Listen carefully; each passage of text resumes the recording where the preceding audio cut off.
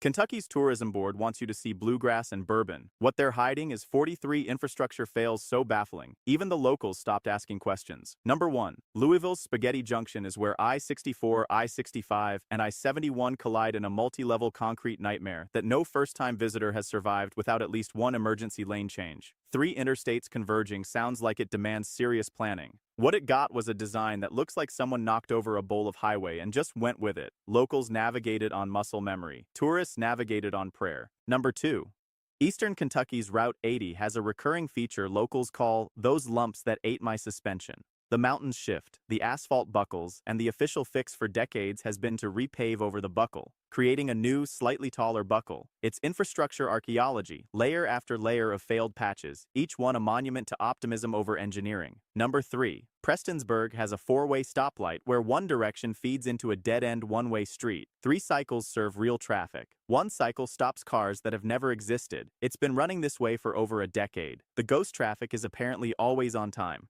Number 4. The Bert T. Combs Mountain Parkway features a median so absurdly wide in certain sections you could park a school bus sideways and still have room to spare. Meanwhile, several promised exits to underserved counties were simply never built. The median got the budget, the communities got a wave. Number 5. Hazard, Kentucky. Real name, not a joke. Floods so reliably it might as well be on the calendar. The town has flooded catastrophically multiple times, and each recovery plan involves rebuilding in the same floodplain. The infrastructure philosophy appears to be, let's try it again and see if geography changes its mind. It hasn't. Number 6. The Cumberland Gap Tunnel is a genuine engineering marvel. The approach curves on the Kentucky side, however, were designed for vehicles that predate most modern semi-trucks. Every day, a quiet negotiation between a 40-foot trailer and 19th century road geometry plays out at that entrance. Physics usually wins, but not before a tense few seconds. Number 7. Pikeville literally moved a river. In the 1980s, they rerouted the Lavisa Fork and cut through a mountain to create downtown land. That part worked. Then they developed the new land without fully accounting for drainage, so flooding still finds its way back. You can relocate a river, you apparently cannot outthink one.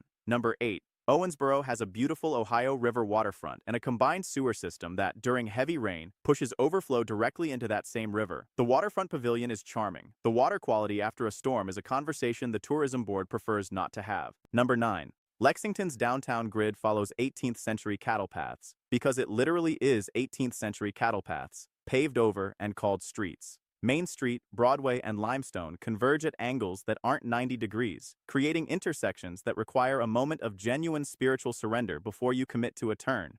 Would you move to a city where every downtown corner is a geometry exam? Number 10. Frankfort, the state capital, sits in a river bend so flood-prone that the Capitol Annex building has experienced water intrusion multiple times. The body responsible for infrastructure funding has occasionally needed flood buckets in the hallway. The irony writes the budget itself. Number 11. The AA Highway in northeastern Kentucky has curves with sightlines so short that passing is essentially an act of faith. The speed limit signs suggest confidence the road geometry does not support. Locals know which curves. First-timers find out the hard way. Number 12.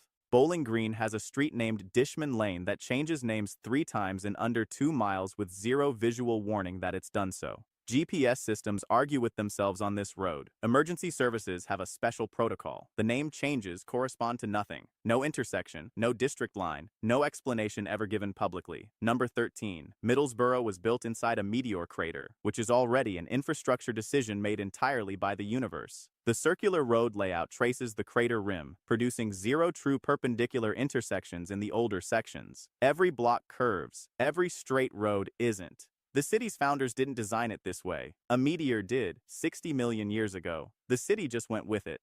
Number 14.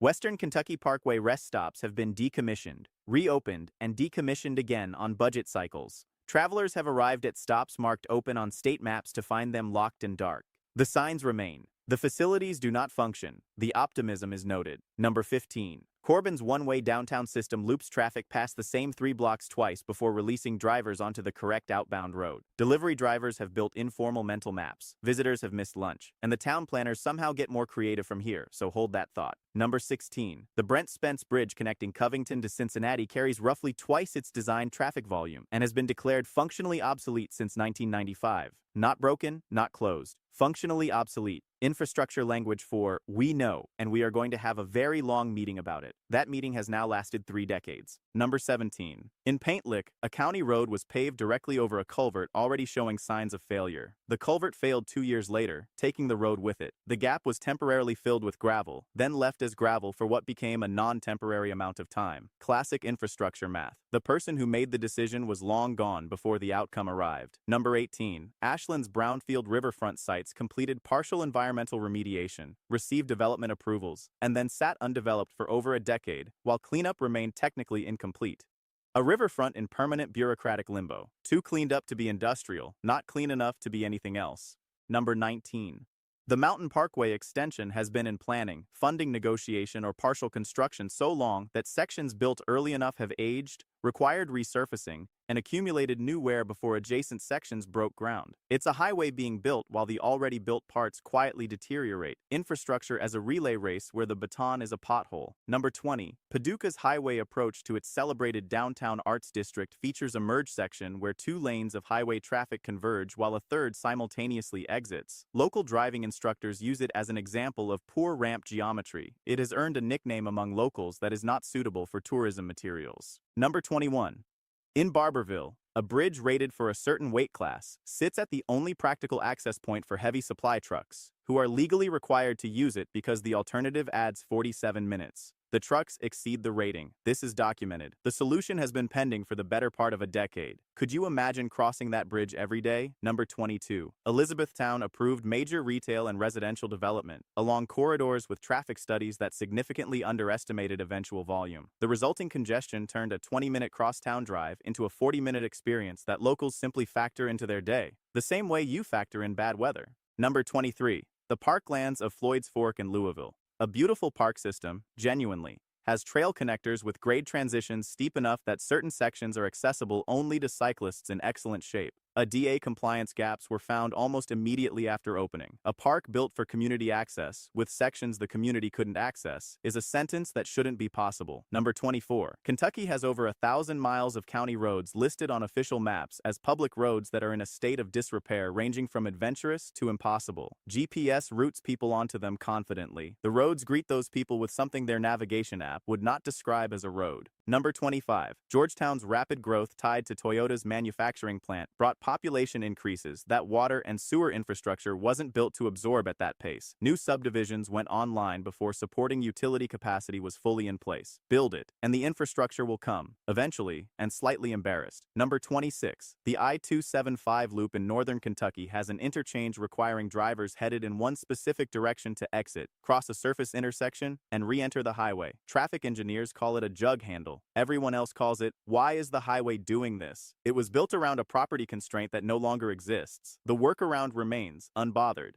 Number 27.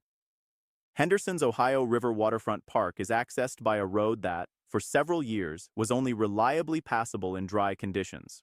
Rain events that would drive people toward outdoor riverside recreation were the exact events that made the access road impassable. The scheduling irony was not subtle. Number 28. A railroad crossing in Shelbyville sits at an angle so acute that low-clearance vehicles regularly bottom out on the rail. It's documented. It's on maintenance lists. The city and the rail company have exchanged correspondence about it. The crossing remains at its original angle, collecting underbodies like a toll booth collects quarters.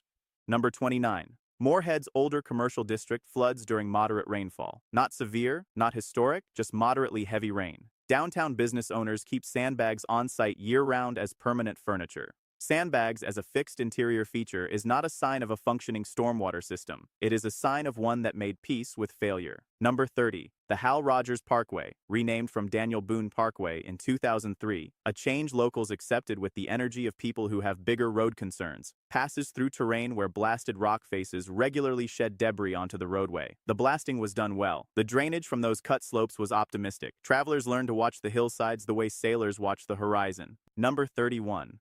In Richmond, a 4-lane divided road narrows to 2 lanes for exactly 1 block in the middle of a continuous commercial corridor. The bottleneck exists because a single property owner successfully resisted the widening project. 1 parcel, 1 holdout, a permanent daily reminder that infrastructure and property negotiation do not always resolve in the public's favor.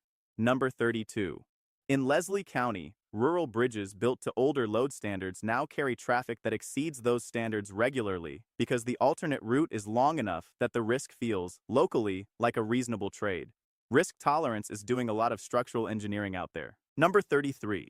Hopkinsville has downtown utility lines strung at a height that became problematic once commercial vehicle profiles changed. Rather than raising the lines or undergrounding them, the solution applied was a warning sign. The sign is informative. The clearance is unchanged. Tall trucks are still discovering this the experiential way. Number 34. The Nolan River Lake area has access roads with low water crossings. Roads that go through the water rather than over it. That close during any significant rainfall. The recreational area is most popular when it rains. This next stretch of fails stops being explainable and starts being impressive, so stay with it. Number 35. In Harlan County, a section of highway built on an active slope has required emergency stabilization multiple times since construction. The slope moves, the road moves with it. Repairs address the surface without addressing the slope, meaning this isn't a fix, it's a subscription. Number 36.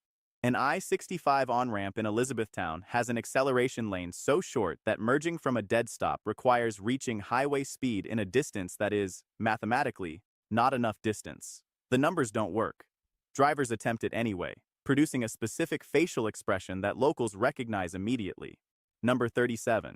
In Covington's older neighborhoods, the alley infrastructure, utilities, water, gas lines, is more reliable than the primary street surface because alleys were modernized during a utility project while streets were deferred. Residents have better infrastructure behind their houses than in front of them. Urban planning running backwards. Number 38. A school in eastern Kentucky was built with a single-access road crossing a bridge with a weight limit below what school buses require. The school was approved, built, and opened before anyone resolved this detail publicly.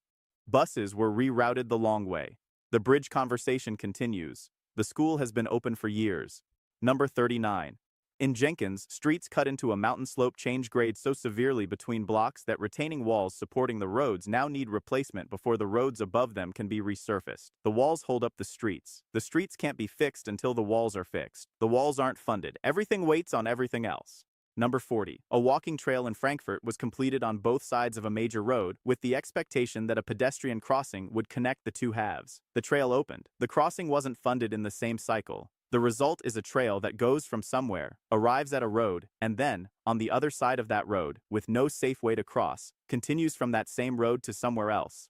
Separately, for anyone willing to improvise. Number 41. Certain roads officially designated as state-maintained have not received documented maintenance within timeframes that the state's own schedules would describe as overdue. They carry state route numbers. They appear on maps. They collect taxes. They do not collect resurfacing crews on any schedule that matches the word maintained. Number 42. A section of highway in Pike County was widened on one side of a mountain tunnel, but not the other. Traffic transitions from a wide modern lane configuration into a narrower older bore in the dark, where the narrowing is first communicated by the walls becoming closer. That's one way to notify drivers, not the recommended way. Number 43. And finally, a county road in rural Kentucky that, on official state maps, passes through a property later sold to a private owner who gated it. The road still appears on the map. The gate is still there. GPS still routes people to it. Drivers arrive at a locked gate on what their phone insists is a public road, with the nearest alternate adding 35 minutes, and they sit there doing the quiet math of a civilization that built infrastructure faster than it maintained the paperwork. 43 fails, one state, and somehow Kentucky remains charming, which might be the most baffling infrastructure a cheetah L. What quote S the one entry that genuinely broke you? And does your state have something worse buried on a county road somewhere? Drop it below. If you made it to 43, you already know what to do. Subscribe, because the infrastructure chaos does not stop at the state line.